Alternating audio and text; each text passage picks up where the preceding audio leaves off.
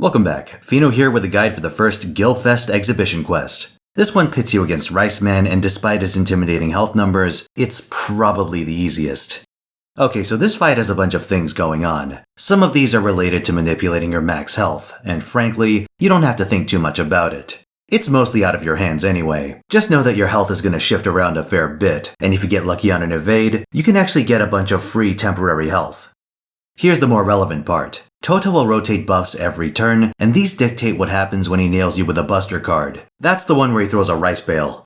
The short of it is that you get one of your card types sealed for 3 turns, but you can shave a turn off every time that particular servant hits him with a standard card. If memory serves, extra attacks don't count. Then again, it's kinda hard to get a Brave Chain when you're sealed in the first place.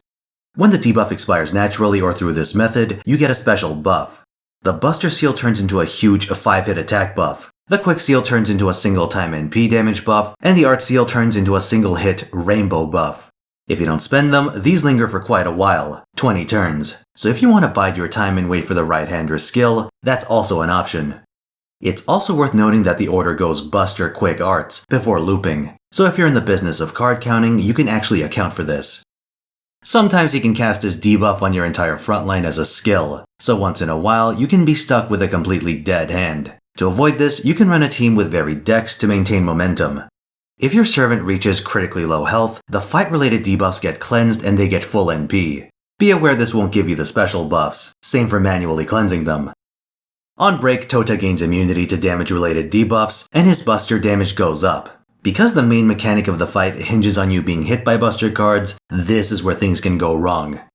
So the core of this fight is brawling Touta, building charge on your main attackers, and then unloading onto his face once your debuffs turn into buffs. Expect to do this a minimum of 2 or 3 times, depending on your attacker and your card RNG.